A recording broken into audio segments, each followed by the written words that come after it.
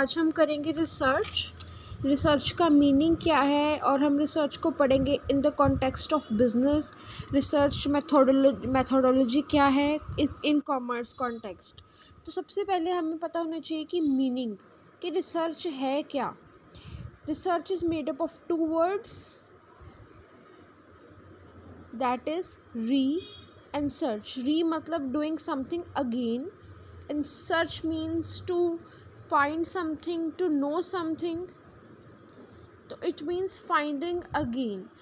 तो ये एक टुगेदर अगर हम देखें तो ये एक नाउन बन जाता है जिसका मतलब होता है कि हम इन्वेस्टिगेशन कर रहे हैं in some field of knowledge। और हम ये क्यों कर रहे हैं? टू एस्टैब्लिश फैक्ट्स और प्रिंसिपल्स। तो ये है एक सिंपल वर्ड रिसर्च का मतलब कि it is a investigation in some field of knowledge to establish facts और प्रिंसिपल्स। हम रिसर्च करते हैं किसी पर्टिकुलर फील्ड में ताकि हमें उस फील्ड की नॉलेज मिल सके, उससे रिलेटेड फैक्ट्स हमारे बाहर आ सकें। तो अब मैनेजमेंट रिसर्च जो हमारा मेन टॉपिक है उसका क्या मतलब है? Let us start with it. Management research क्या है? First of all it is unbiased. Unbiased का क्या मतलब होता है कि इसमें कोई भी बायसनेस, किसी भी तरह की कोई जिसे कह ले पार्शियलिटी नहीं होती है। We being unbiased conduct a research structured.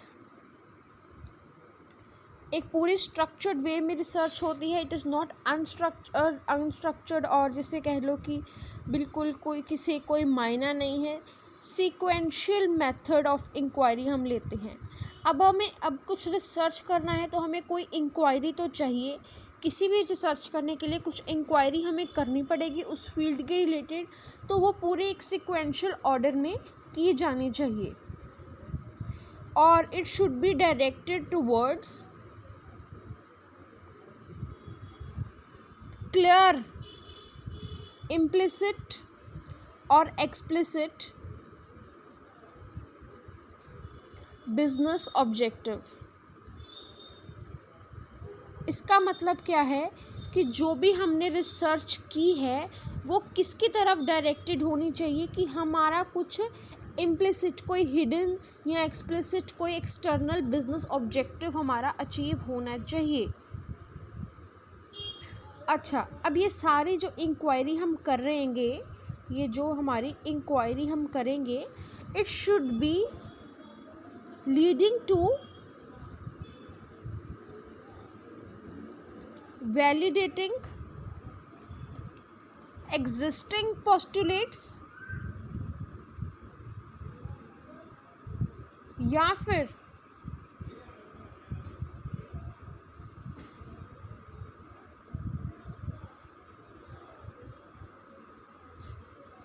तो हमारी ये जो इंक्वायरी हुई है इससे कोई एग्जिस्टिंग पोस्टुलेट्स की वैलिडिटी हो या फिर कोई न्यू एस्टैब्लिश की जाए। सो this was all about research. अच्छा, अब एक रिसर्चर कैसा होना चाहिए? He should work towards his goal.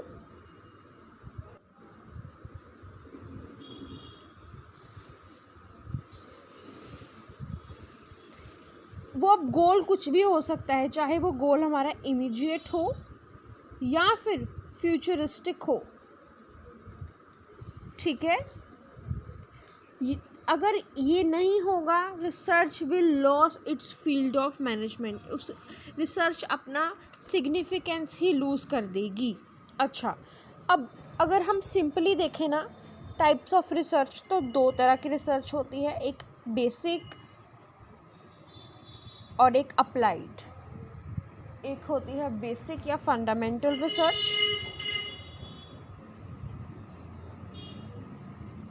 और एक होती है अप्लाइड रिसर्च। अब ये क्या हैं दो चीज़ें? ये बिल्कुल बेसिक चीज़ें हैं जिनकी नॉलेज आपको होनी चाहिए, जिसके बिना आप रिसर्च के मतलब गहराई की पढ़ाई नहीं कर सकते। अच्छा, तो अब बेसिक रिसर्च क्या है कि जब हम अपनी रिसर्च में पढ़ें कुछ चीज़ें जो कॉन्टेक्स्ट जिसका बहुत वास्ट हो और हम एक बेसिक सी रिसर्च करें उस कॉन्टेक्स्ट पे, तो वो है हमारी बेसिक रिसर्च। और जो फ्लेक्सिबल भी हो वो होती है हमारी बेसिक रिसर्च। और अप्लाइड रिसर्च क्या है? जिसमें कुछ जिसकी इम्प्लीकेशंस जो आएंगी उनसे हम कुछ इमीडिएट एक्शन लेंगे। अगर मैं लेमैन लैंग्वेज में बात करूँ तो बेसिक रिसर्च है एक जनरल रिसर्च, अप्लाइड रिसर्च है एक specific research. This is the only basic difference between the two types of research. अच्छा, तो ठीक है। अब एक बात आपको और याद रखनी है कि जो प्रोसेस फॉलो किया जाता है बेसिक रिसर्च में और अप्लाइड रिसर्च में, दोनों का जो प्रोसेस होता है वो सिस्टमेटिक और साइंटिफिक होता है। प्रोसेस दोनों का सिस्टमेटिक एंड साइंटिफिक होता है। अच्छा, तो डिफरेंस कहाँ आता है? डिफरेंस आता है सिर्फ इनके कॉन्टेक्स्ट में और पर्पस में। डिफरेंस के लिए दो चीज़ें हैं, या कॉन्टेक्स्ट अलग होगा या पर्पस अलग होगा, ये है difference. So this was our first page that we covered about research. आगे हम चलते हैं कि अब रिसर्च को अगर हम क्लासीफाई करें on the basis of nature of inquiry या objective. If we classify the research on the basis of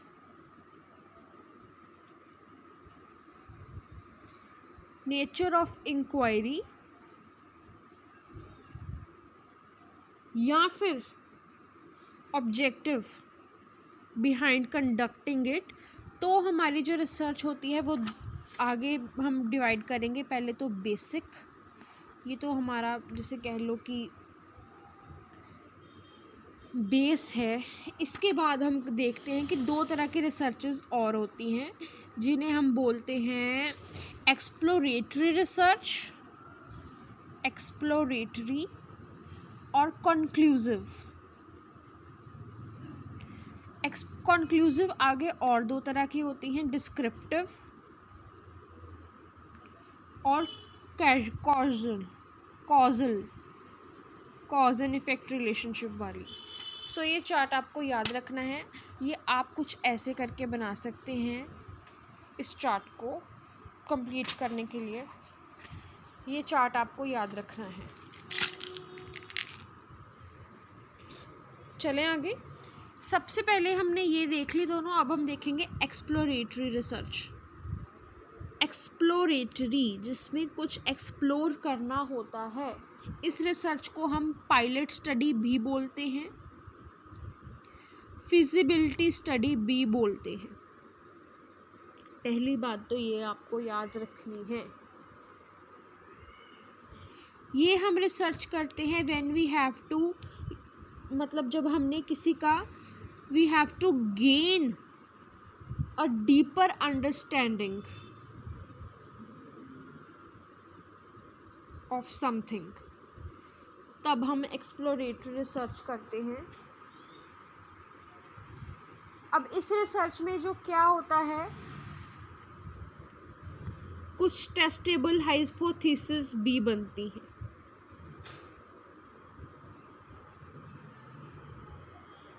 It is the first step that researcher takes into the unknown। ठीक है जी, to explore the new frontiers।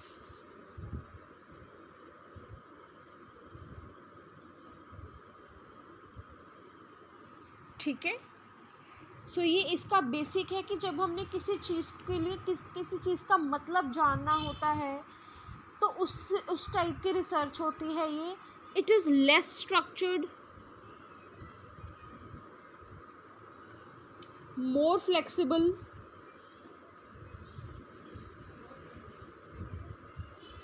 ठीक है जी। Less structured का मतलब है कि उतना रिजिड स्ट्रक्चर नहीं है, फ्लेक्सिबल है कि मतलब इसमें हम कुछ चेंजेस भी कर सकते हैं। और एक और पॉइंट होता है, are not conducted to test और validate any preconceived, not conducted to test any preconceived. अगर हमने कुछ प्री कंसीव्ड कोई प्रपोजिशंस अपनी रखी होती हैं, प्रोपोजिशंस, उसके लिए रिसर्च कंडक्ट नहीं की जाती, ठीक है। अच्छा, अब आगे चलते हैं। हमारी second type of research that is conclusive. Conclusive research क्या है? इसमें जो हमने यहाँ पे लिखा था ना कहीं, लेट मी मेक यू, हाँ, वैलिडेट द एग्जिस्टिंग पोस्टुलेट्स, ठीक है। ये पॉइंट हमने इधर भी लिखना है कि ये जो रिसर्च है ये हम तब कंडक्ट करते हैं when we have to validate formulated, मतलब पहले से बने हुए हाइपोथेसिस को हमने फॉर्म्युलेट करना है, फॉर्म्युलेटेड सॉरी, जो पहले से बने हुए हैं उन्हें हमने वैलिडेट करना है। अगर हम इसको इससे कंपेयर करें, ये ज़्यादा स्ट्रक्चर्ड है, more structured and definite. Variables are in conclusive research, variables are clearly defined, clearly defined। जो हमने एक सिंपल लैंग्वेज में आप समझिए, जो हमने एक्सप्लोरेटरी रिसर्च में जो भी हाइपोथेसिस वगैरह कुछ भी अगर बनाया हो तो उसको आगे फर्दर टेस्ट करता है conclusive research. You can write the findings developed as a consequence of exploratory research are tested and authenticated by conclusive research. मैं आपको इजी लैंग्वेज में थोड़ा लिख देती हूँ नोट्स में। फाइंडिंग्स एंड चलो, findings developed in exploratory research are further tested and authenticated in conclusive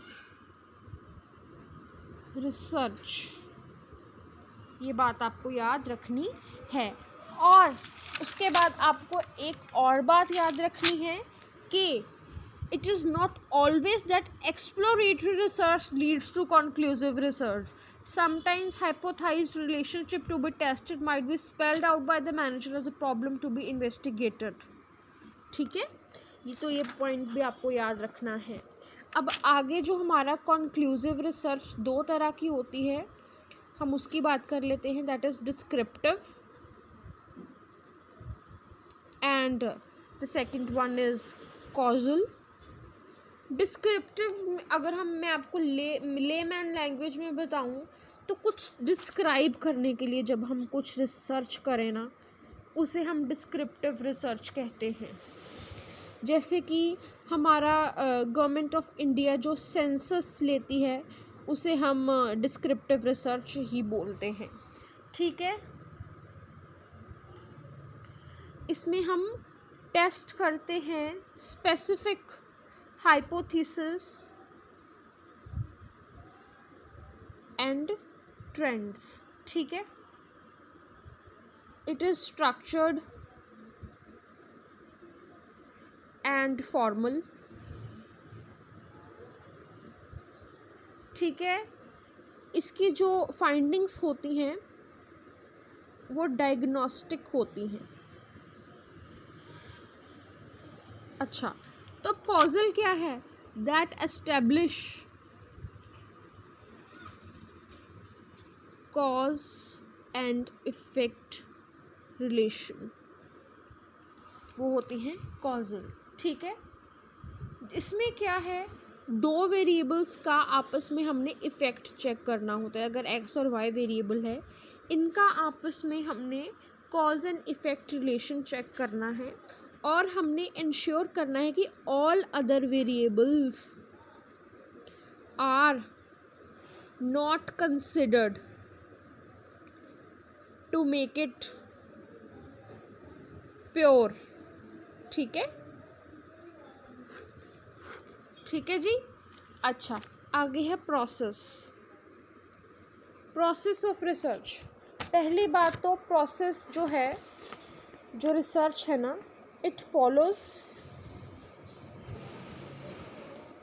sequential and structured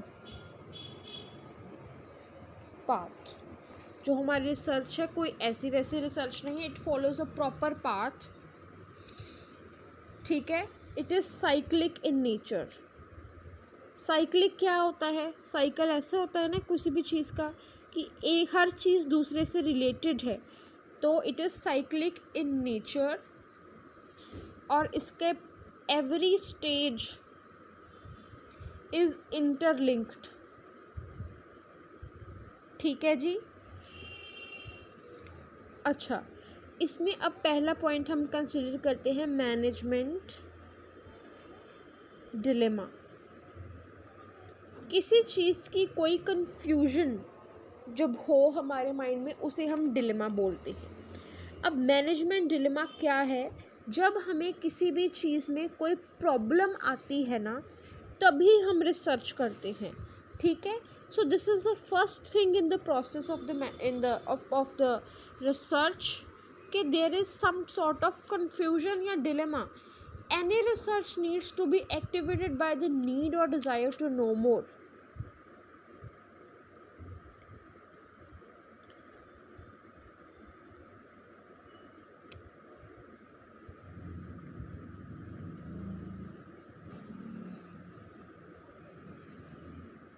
ठीक है, तो this is the first thing जो कि रिसर्च इनिशिएट करती है। उसके बाद हम रिसर्च प्रॉब्लम देखते हैं। रिसर्च की प्रॉब्लम क्या है जी? रिसर्च करनी क्या है?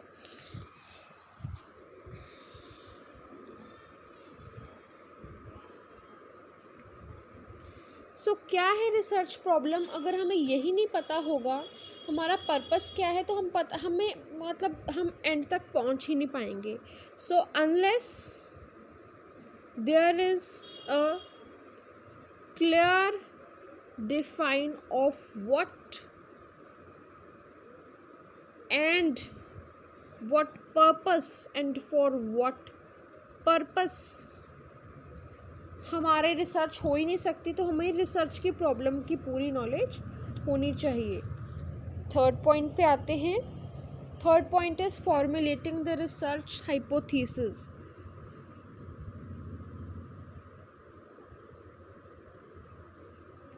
हाइपोथेसिस, अच्छा, अब ये क्या है जी? फॉर्मुलेटिंग द रिसर्च हाइपोथेसिस का मतलब है कि हम किसी हाइपोथेसिस का क्या मतलब होता है, पहले तो मैं आपको ये बताती हूँ। Hypothesis is the pre supposition of expected. Hypothesis is pre supposition of expected direction of the result।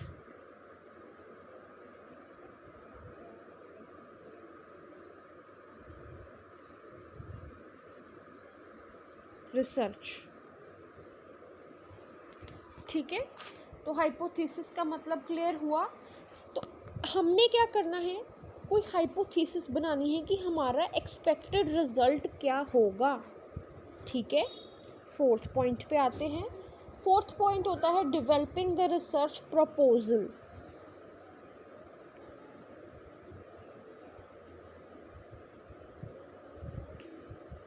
Proposal क्या होता है?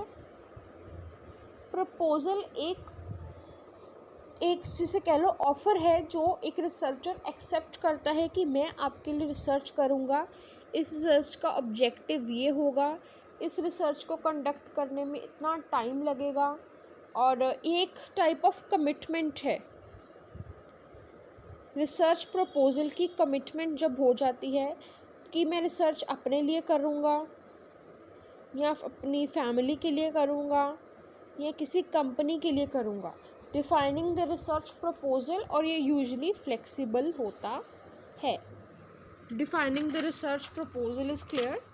उसके बाद 5th पॉइंट है रिसर्च डिज़ाइन फॉर्मुलेशन।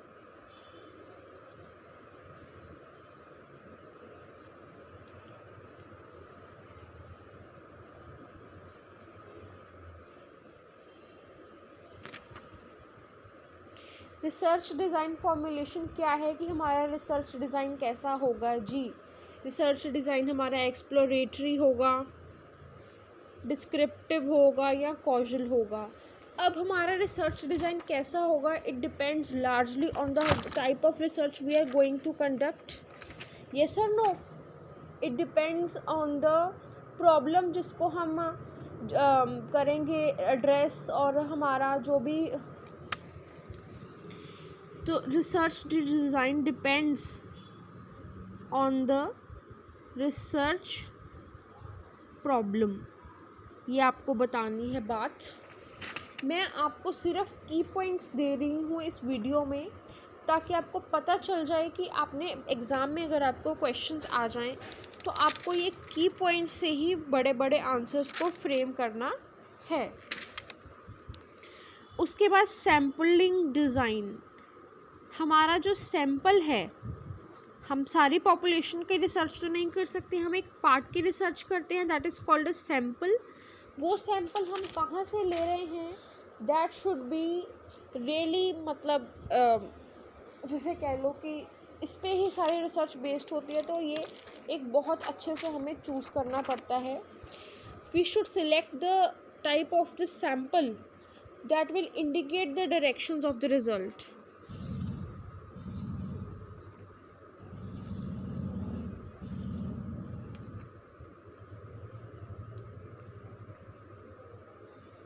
ठीक है। उसके बाद होता है planning and collection of data.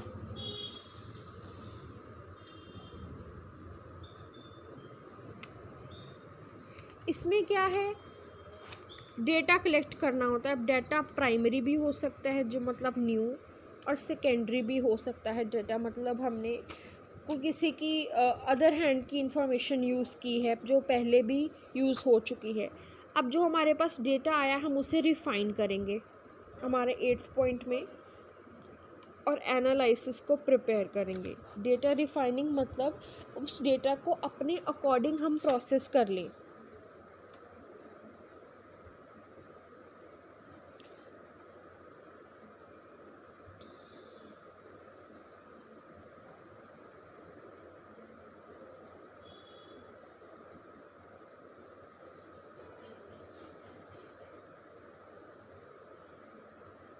ठीक है। उसके बाद है एनालिसिस। एनालिसिस क्या होता है? डाटा एनालिसिस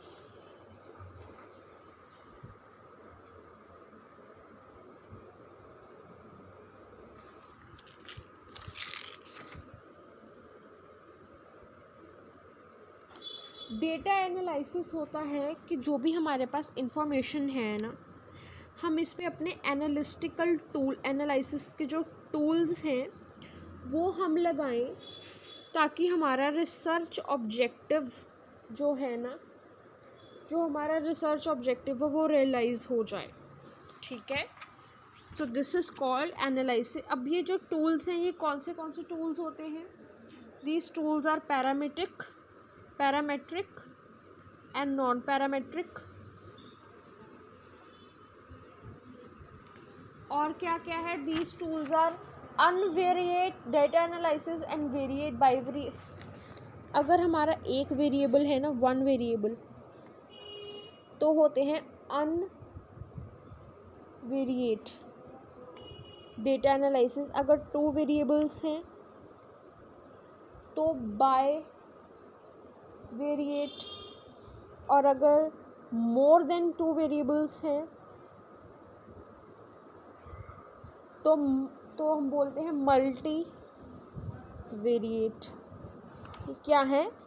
एनालिसिस करने के टूल्स हैं। ठीक है जी। उसके बाद है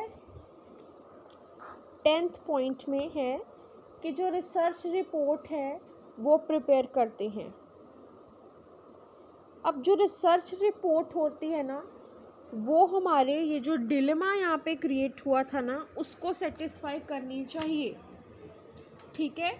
फाइनली क्या करना होता है, हमने रिसर्च रिपोर्ट प्रिपेयर करनी होती है, जो हमारी मतलब जो हमारे अंदर जो जिज्ञासा है ना, उसे शांत करनी चाहिए। ठीक है। Manager must be clear to see the manager must be able to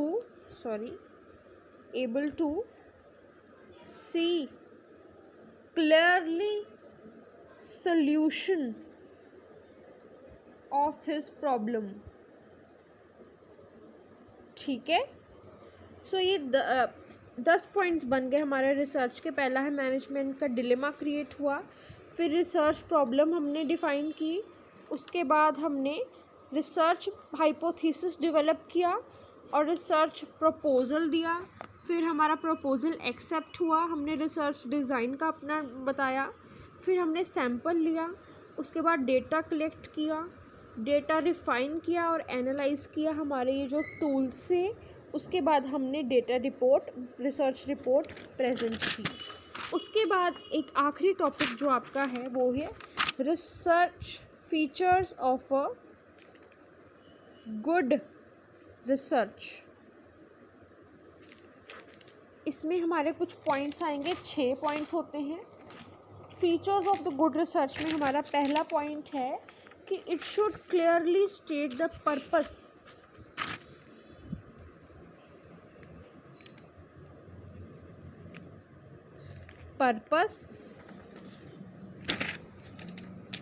और and variables of the research. Second point होता है it must follow a systematic and detailed plan.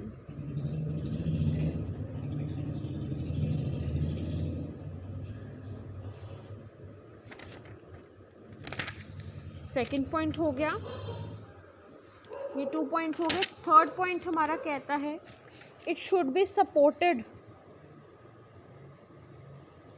Bye logical justification. ठीक है। अगला पॉइंट है must be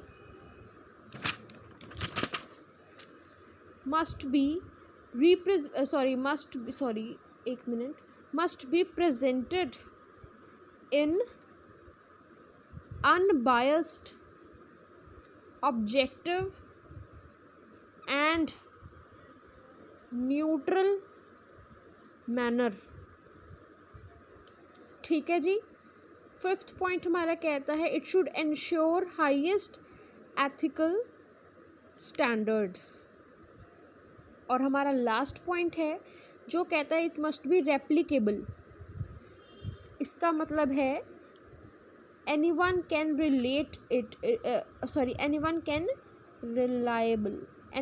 rely on it.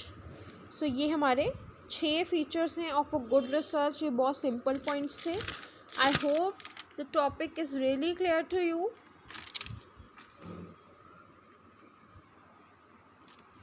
So in 30 minutes की video में आपको रिसर्च के बारे में सारी इन्फॉर्मेशन क्लियर हो चुकी होगी आई सपोज।